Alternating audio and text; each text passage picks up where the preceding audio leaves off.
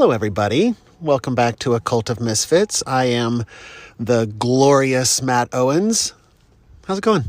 Today, I want to tell you a story about helping a lady find a diamond on the pavement. I want to talk about Instagram blocking me. I want to talk about free speech and censorship. But I also want to talk about victimhood. I'm going to talk about aliens because they're really on my mind. And I also want to talk about my need for victory, my need to prove myself. And also, I want to talk about Tetris. So let's start with the diamond story. This week I was taking Chi-Chi, my precious Chi-Chi, for a walk. And it was at night, meaning, it was 4 p.m. Complete blackness. So I'm taking Cheech for a walk. He loves a good nighttime walk, by the way. There's lots of creatures roaming around that he loves to sniff. So, love a good nighttime walk. So we're walking through the high school, and there's this lady with a flashlight who's obviously scanning back and forth looking for something on the ground. And we're walking on asphalt pavement, and there's nobody else around, and I'm very aware that I'm just a strange guy on a walk, and she has no idea what my intentions are, and I know that can be scary for many people. So I kind of gave her some wide berth, and I tried to smile in the empty void of the 4 p.m. darkness. I just smiled and said, "Hey, do you need a hand? What are you looking for?" And she goes, "Oh, my friend, it was her last day at work today, and she lost her diamond. And so, I'm just trying to help her out because I feel bad that she lost her diamond." So I said, "Well, I don't want to make you uncomfortable. I'm happy to help you look. I've got a flashlight on my phone." And she's like, "Well, I guess, I didn't know." And I said, "Well, you know what? I'm sure it'll work out. Good luck. I don't want to freak her out, right?" So I said, "Okay, well, have a good night, whatever." And I just kept walking. And I looped around and came back at the end of my walk, and she was still there. Now she's in the parking lot, just scanning back and forth. And so I said, "You know what? I'm feeling lucky." So I at this point, I'm kind of yelling at her because she's not that close to me. She's at the parking lot.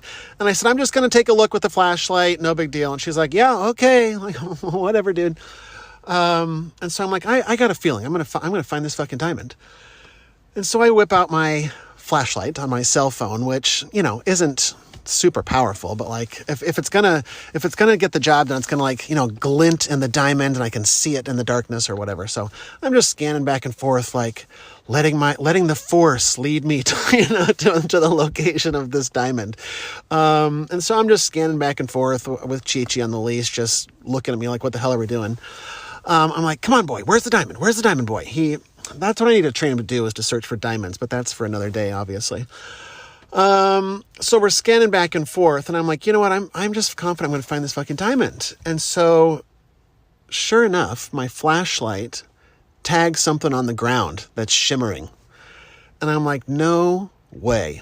And so I bend down. I'd already had a couple of false alarms. So I thought well, it's on this old asphalt pavement. And so there's lots of little pebbles and little tiny stones and stuff. So everything kind of could be a diamond maybe. So it's kind of not the best, place to be losing your diamond. But I see it in the light of my iPhone, and I bend down, and it's a fucking diamond. And so I stand up and I said, "I got it." And she jerks up. She's like, "What? No, you didn't." There's kind of a little bit of anger in her voice. She's like, "No, you didn't." And I said, "Yeah, I got it. I felt like I found a diamond." And so I start walking it over to her slowly, realizing she doesn't know my intentions. And again, it's dark out. There's nobody else around. So I'm trying to just be cool about it. So I'm extending my arm outward, like I'm approaching a wild animal or something, letting her know my peaceful intentions. And I said, "Well, I did find it. If you want to take a look at it, I don't know what it looks like or whatever, but so I show it to her, and she's very skeptical, right? Obviously, and on high alert. And so I just say, "Look, you can just take it. I found it." So I hand it over to her, and she's got a much more powerful flashlight than me, like a heavy duty military grade or whatever. it's the light of 12 suns, guys. That's what I'm trying to tell you. And so she puts this, beautiful gem that I've found under the light of her holy flashlight. And the look on her face was, I would call it disgust. She was disgusted with me. She looked at me and said, "This is a belly button ring." And now that she had mentioned it, I looked at it again and I was like, okay, well, now that you say it, I can see that it's a belly button ring. Okay. I got real excited there. I got real wound up in the hunt. Sorry. Have a good night. So I came back the next day and, I'm for reals, just to see, let's just see in the daylight, since daylight is only for 2 hours a day. Apparently we live in Norway. So I went to check it in the daylight and I didn't find it, guys. I didn't find it. Sorry to get your hopes up there. I didn't find it. But as I was thinking about this story today to tell you, it was making me laugh. It reminded me of another diamond story that just popped into my head that I forgot about. Not once, but twice was I a dingus when it comes to diamonds. Clearly, I am not around diamonds enough to know, the difference. I'm on a walk with Chi-Chi again, right?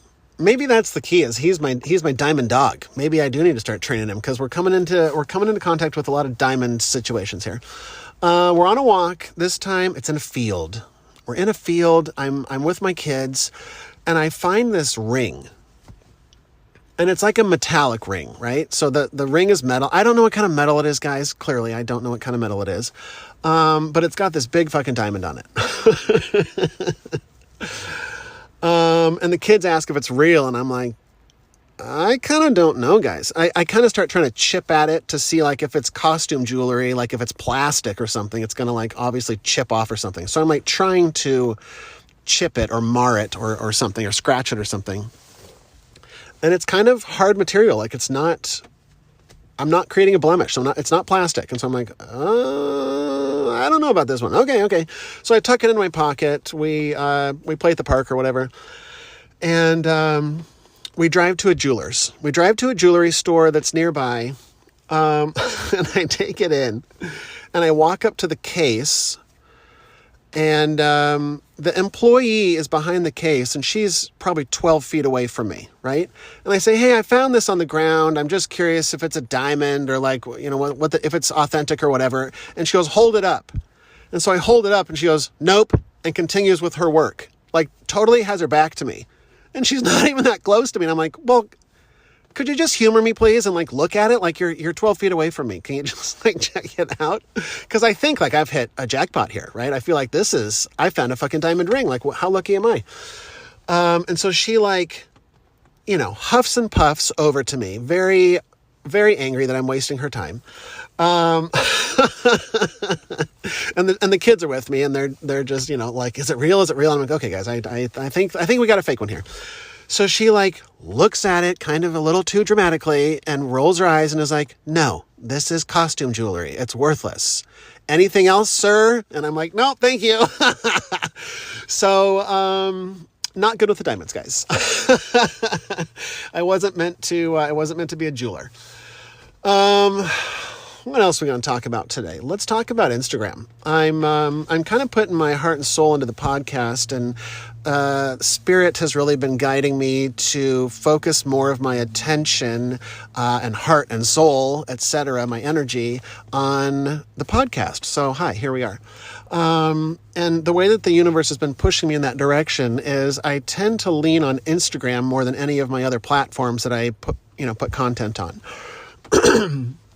But I'm kind of in this pattern of, looking at Instagram every day and endless scrolling, and this is not news to anybody, right? And so the universe is kind of pushing me away from Instagram because Instagram has been blocking my videos and kind of screwing with just doing weird stuff, right?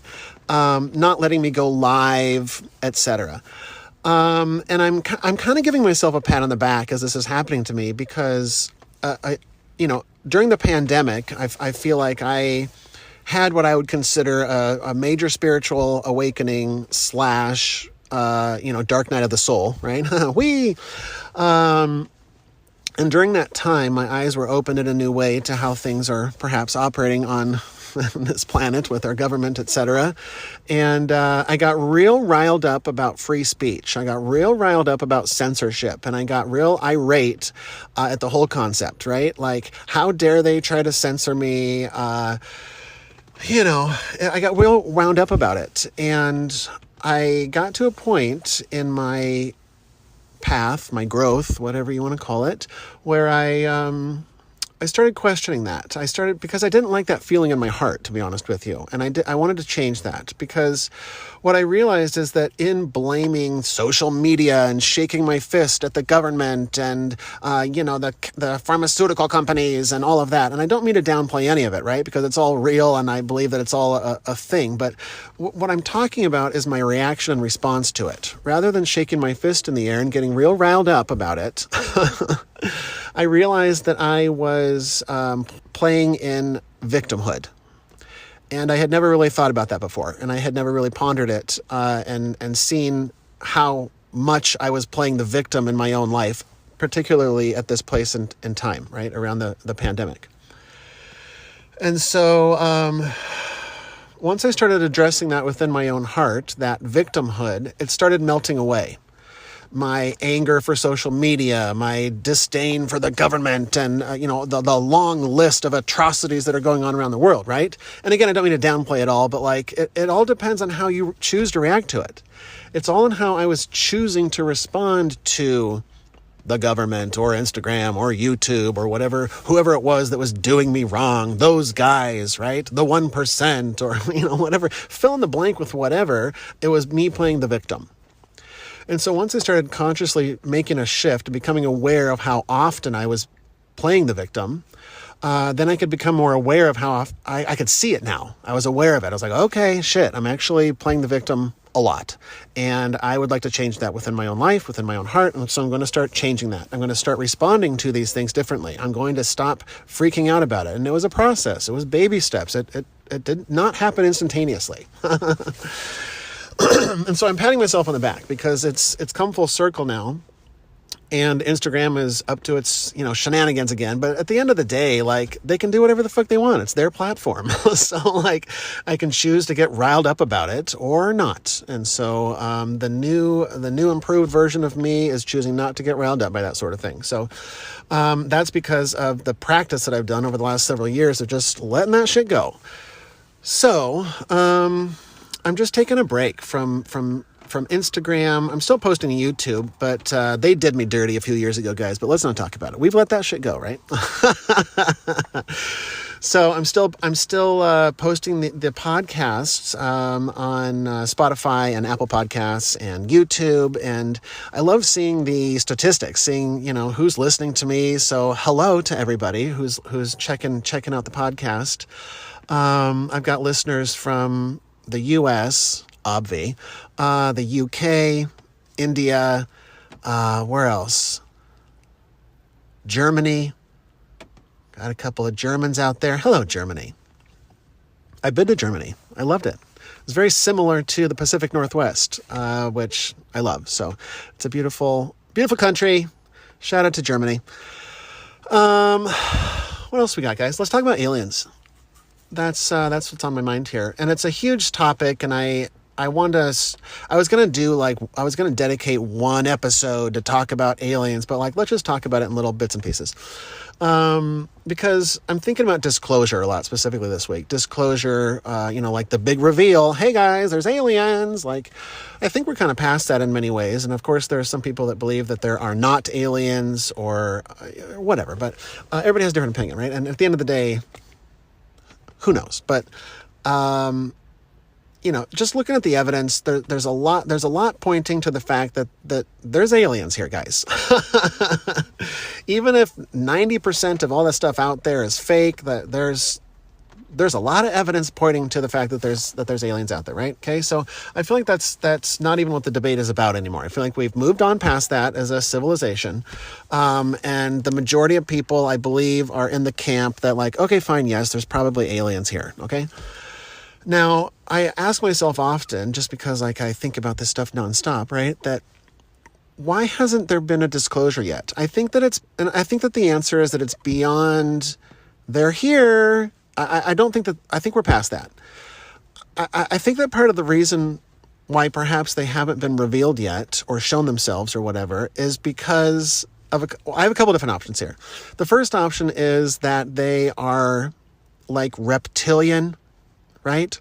Or look terrifying or look demonic or something along those lines, right? Where their appearance is going to scare the shit out of most people. I think that maybe that's option number one, is that, hey, there are aliens here, but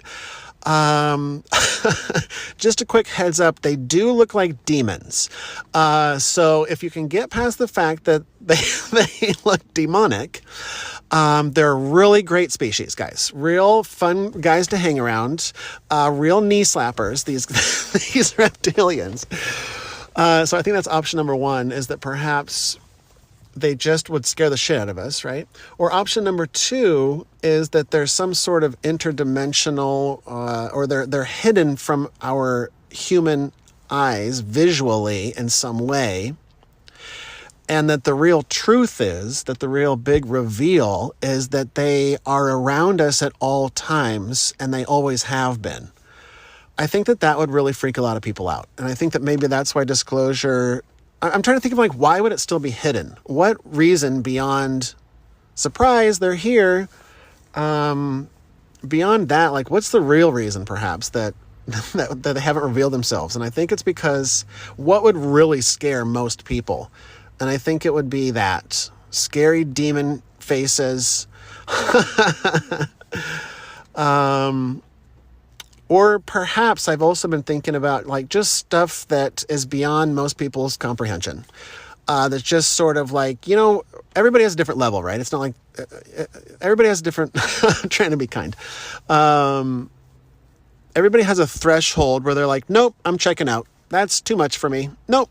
Tagging out on that one. You got me there. That's too much for me. And everybody has that level, right? So that's okay. Everybody's level is different. Everything's a spectrum, guys. And so I'm wondering what that level is where most people would say, nope, that's fucking too much for me. Nope, no, thank you. Considering that we might be living in a simulation of some sort, I don't think that would freak out most people. It's kind of seems a little weird to some people, perhaps. I get why people would be like, no, that's crazy. Like, I get that. But I don't think it would freak out civilization. So, the quest continues to figure out like what the hell's going on around here. I've been really into, just diving into the weird stuff, right? About stargates and portals. And I'm just constantly wondering, there's just so much that we don't understand. Part of me is starting to wonder, and I'm not the first person to think of this, of course, but I'm starting to think about this theory that, the gray aliens, the your typical Martian or whatever that has the big eyes and is gray or whatever and 4 feet tall, that there's some sort of a past version of ourselves or some sort of a future version of ourselves, what we evolve into, either on a different timeline or whatever.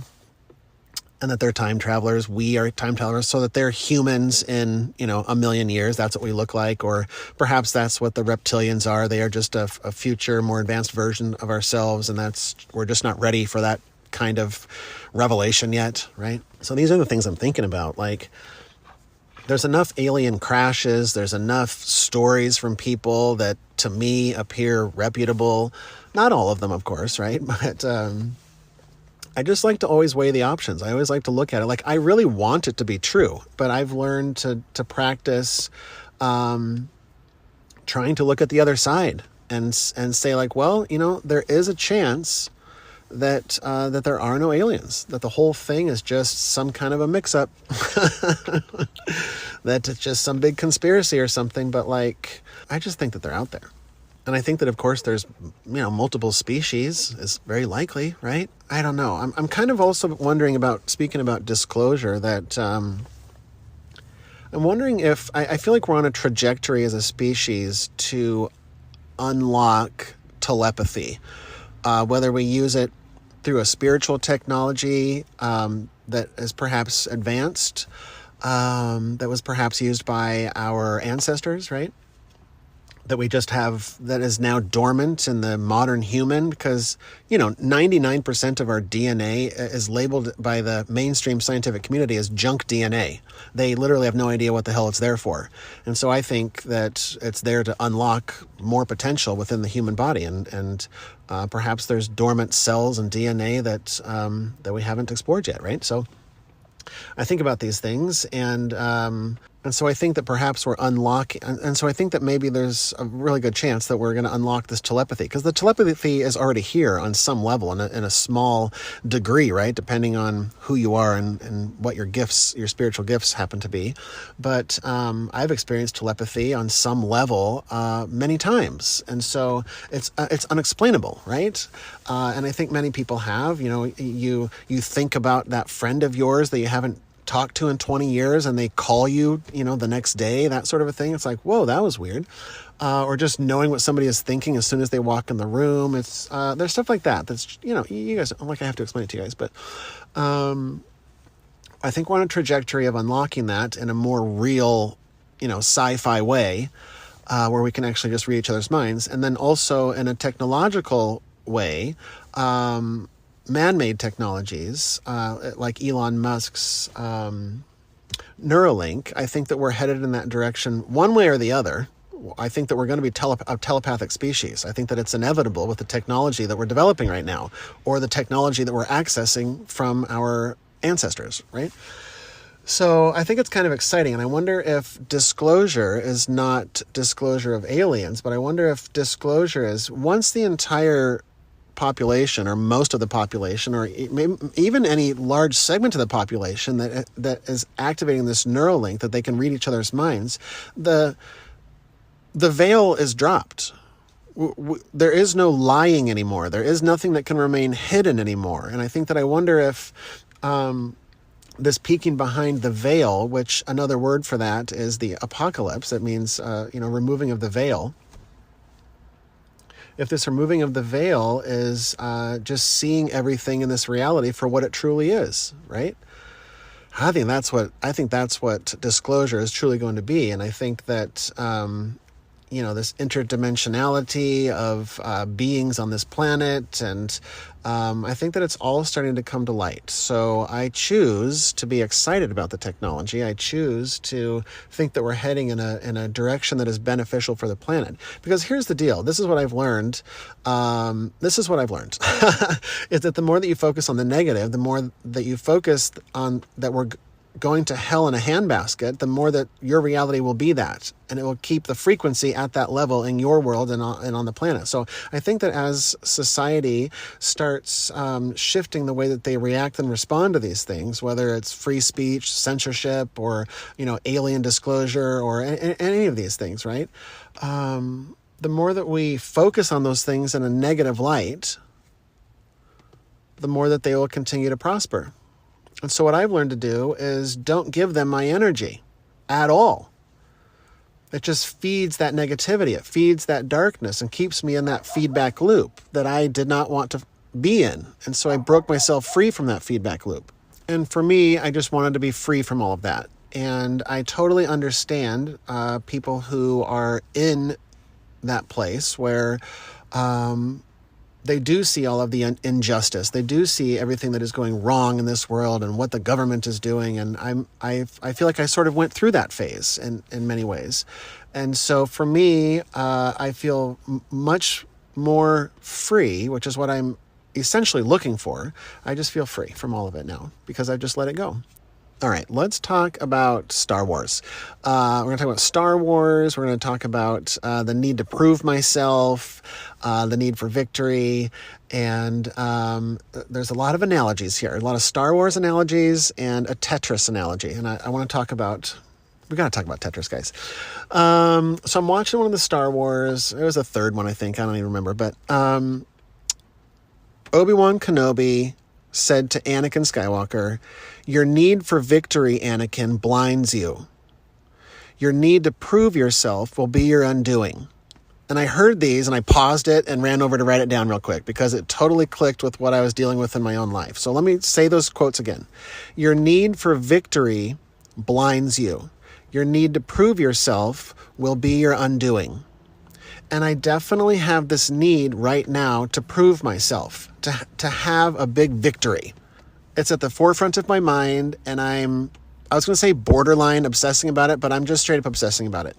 It's on my thoughts nonstop, and the universe is letting me know to let go of my grip on that. Let go of my need to be victorious, right? Because not everything in my life is meant to be a victory.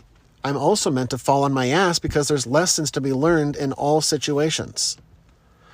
And so to let go of the need to prove myself to people, right? Because all of these things, needing victory, needing to prove myself, needing to show this or show that or explain that, or all of those things are of the ego. All of those things are of the flesh. They're just me seeking outside acceptance is what it is, right? Needing to have the acceptance of others. And that's the theme of what I've been really dealing with a lot in the last year, is letting go of my need for other people's acceptance, specifically people in my life that are like family members, right? That I really wanted and needed their acceptance and approval, and I never got it in a way that I really needed. And to walk through the process within my own heart of letting go of that need for them to accept me. Because in doing that, it was the path to me becoming my true authentic self.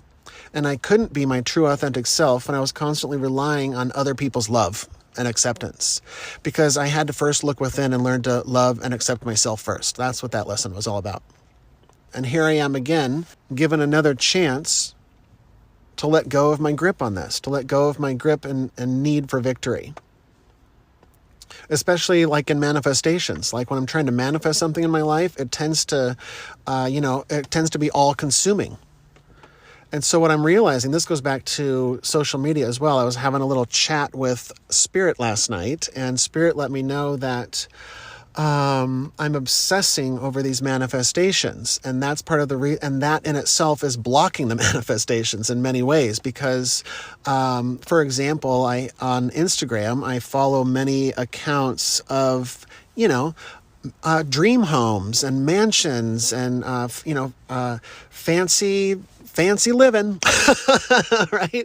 And so I constantly, since I'm on Instagram all day, right, like many of us are, Spirit reminded me that my entire Instagram feed is filled with these images of things that I don't have yet.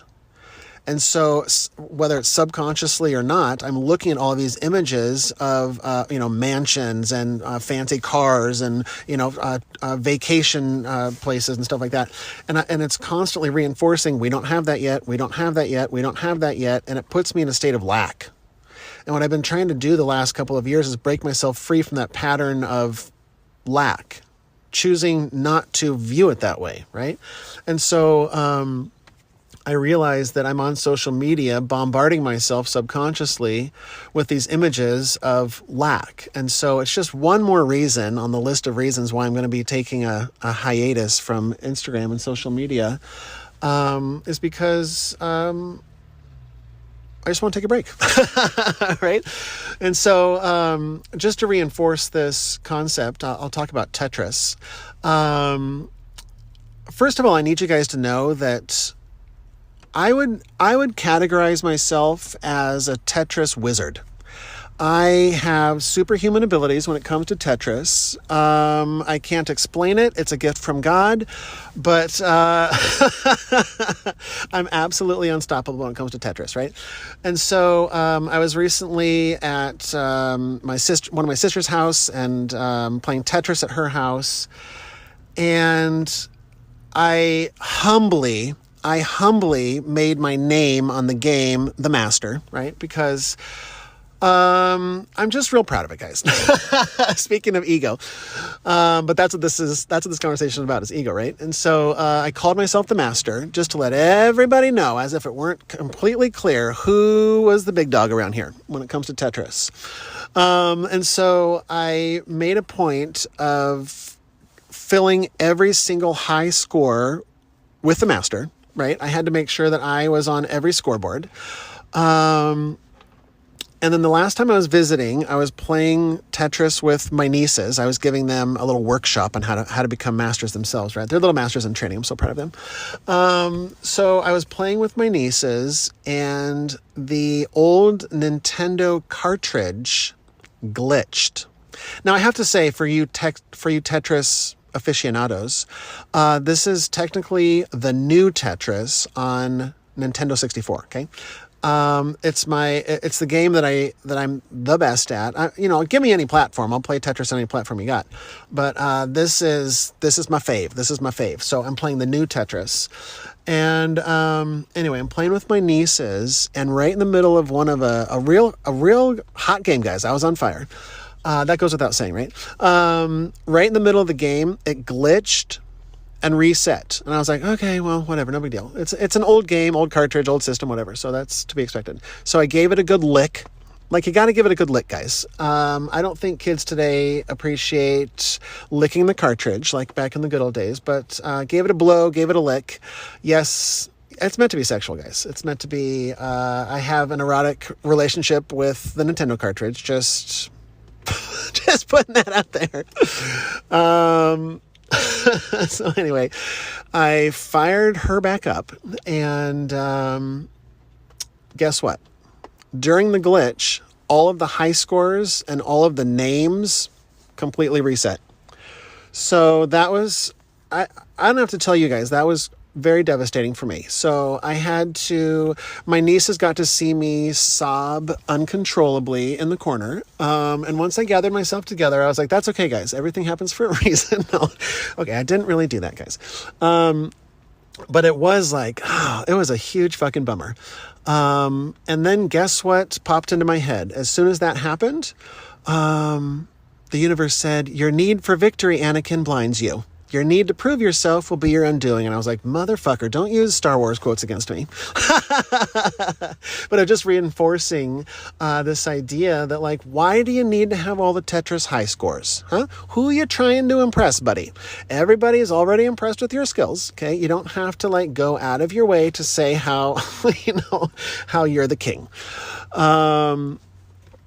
But I do want you to put that I'm the king on my tombstone, though. That would, whoever's listening, take care of that for me. Just like king of Tetris, trying to remain humble, Matt Owens. So look, guys, I'm still human, and the story's not over. So it glitched, and I was like, well, that's a bummer. So my nieces went off to school, and guess what I did? I spent the whole afternoon regaining my high scores. I was like, well, that's fine. I'm just going to start from ground zero and climb my way back up to the top, right? Got to show everybody who's who around here. And so I continued playing all afternoon, just on fire, guys, dominating the game. And about the third hour, no, I don't know, that does seem dramatic, but I was playing for a while. At some point, the motherfucking game glitched again. And I was like, no. And I gave it a good lick. Come on, baby. Come back to me. Gave it a good lick. And threw it back into the slot. I was like, what other sexual things can I talk about? Threw it into the slot, and it was gone forever. And the universe just sort of smiled at me and said, see, buddy, what are you doing? What are you doing there? You got to give up trying to prove yourself, right? Like, just play for fun. Enjoy the moment. Enjoy the game. Don't try to do anything beyond that, big guy. So Tetris has really taught me a lesson this week, and I'm thankful for it. So that's all I got. Love you guys. End transmission.